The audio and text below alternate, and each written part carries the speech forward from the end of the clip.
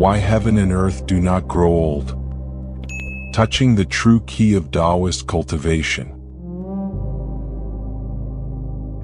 Friends, welcome back.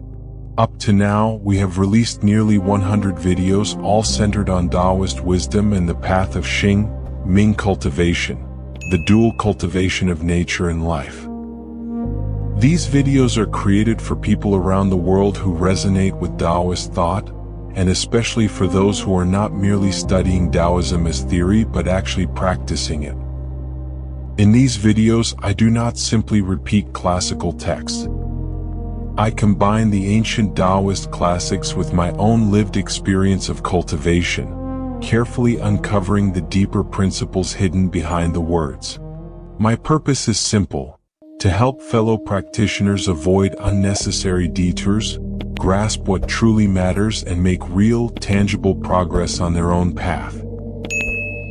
Everyone who follows this channel shares a sincere interest in Taoist wisdom and inner cultivation. And over time, I have come to feel that among you, there are many who have already reached a remarkable level of understanding and practice.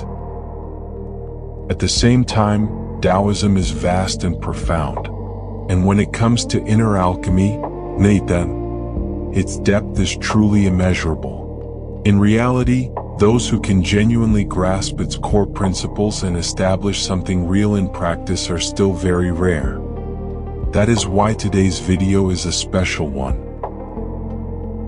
Today we are going to explore a question that goes straight to the heart of Taoist cultivation.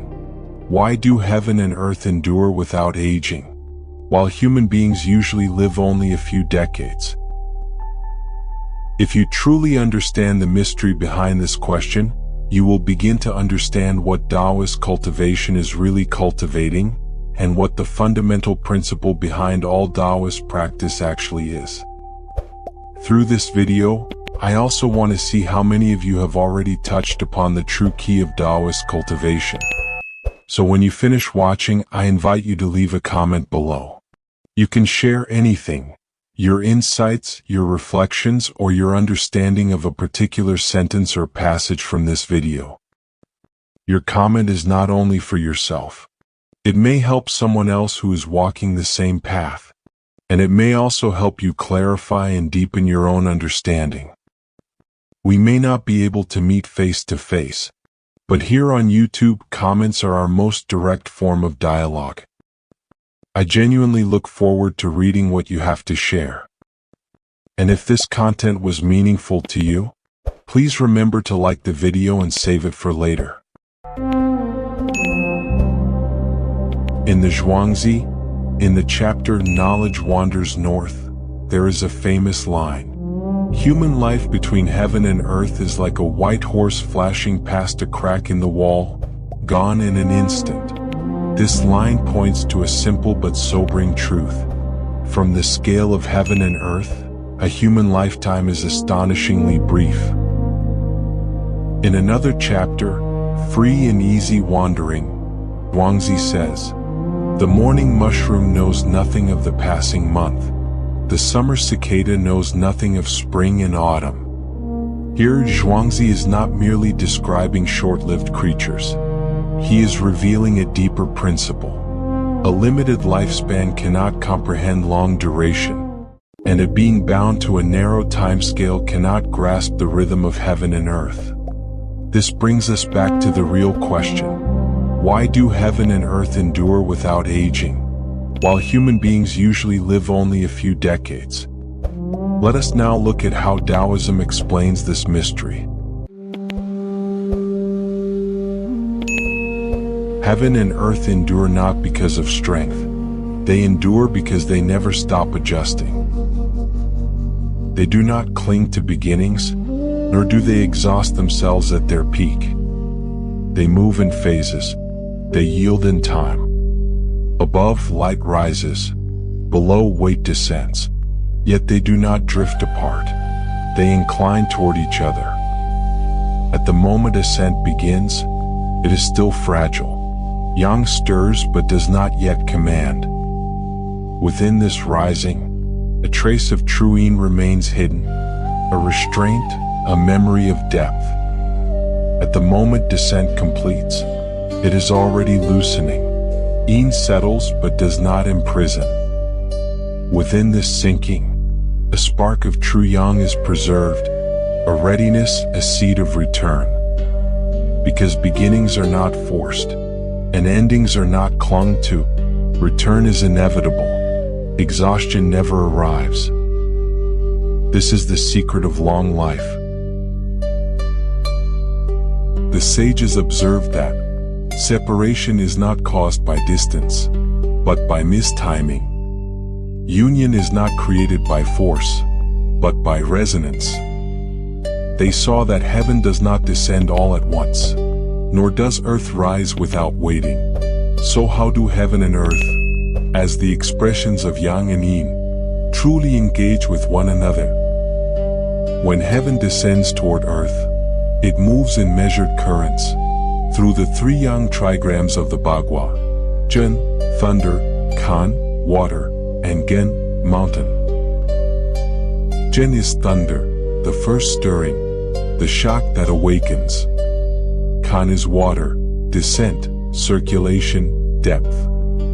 Gen is mountain, stillness, grounding, stabilization. Though distinct in form, all three carry the yang dynamic. They arouse, guide, and ground movement, leading it toward completion, without hardening into immobility. This is no sudden plunge, but a natural progression, from arousal, to downward flow, to resting in place.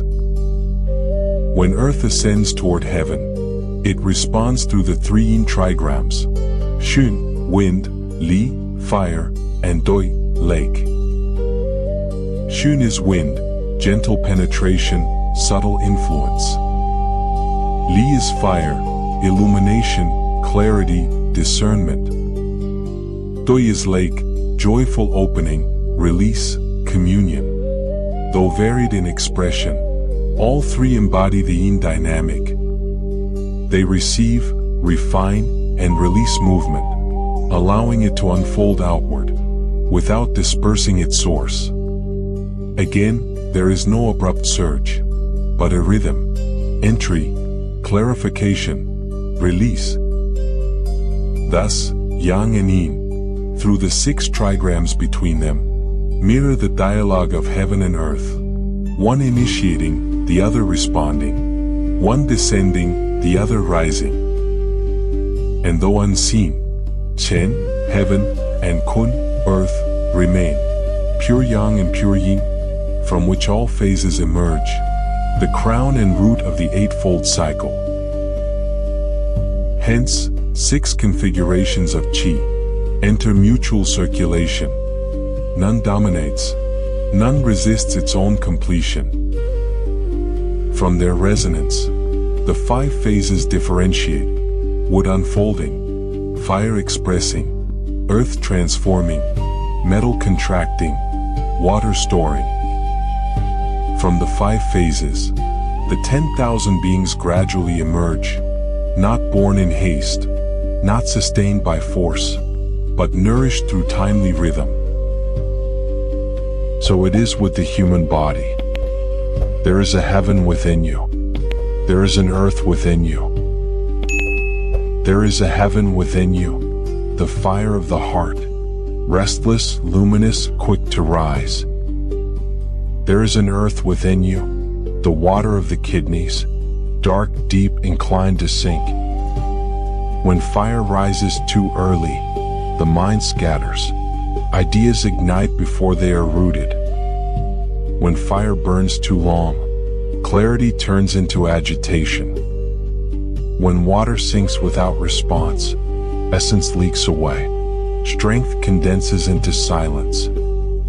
When water is stored without return, life becomes heavy. Time accelerates, not because life is short, but because cycles are cut in half. Cultivation is not about adding something new. It is about remembering how heaven and earth behave. They do not act at the first stirring. They act when movement is ripe. They withdraw before exhaustion. Let fire descend, not to be extinguished, but to warm the depths. Let water rise, not to flood the heart, but to cool the heights. Let intention appear, then wait. Let movement proceed, then complete. Let completion arrive, then withdraw. Let movement replace force. Let rhythm replace control. The sun teaches timing. The moon teaches reflection. The sun teaches timing. It does not shine at midnight. The moon teaches reflection. It does not demand its own light. One gives illumination. One receives and returns it. The body too is a moon. Without steady attention, remains opaque, pulled by impulses, drained by excess. With patient circulation, it begins to shine. Do not wait for rare alignments. Do not wait for perfect conditions. Heaven and earth move slowly, but you move quickly. That is why you age. Each day, yin and yang meet within you, first tentatively, then fully, then already preparing to part. Each night, they separate and return, not as loss, but as renewal. This moment is sufficient. This breath completes the cycle. Longevity is not added from outside. It is restored. When nothing is rushed, nothing is prolonged, and nothing is refused its return. This is the complete content of today's video. Did you understand it? Did it resonate with your own experience of cultivation? Or did it raise new questions for you? If you have any reflections, insights, or doubts, please leave a comment below and share your thoughts. Your words may help others who are walking the same path, and they will also help me better understand you, so I can create deeper and more meaningful content in the future. I genuinely look forward to reading your reflections.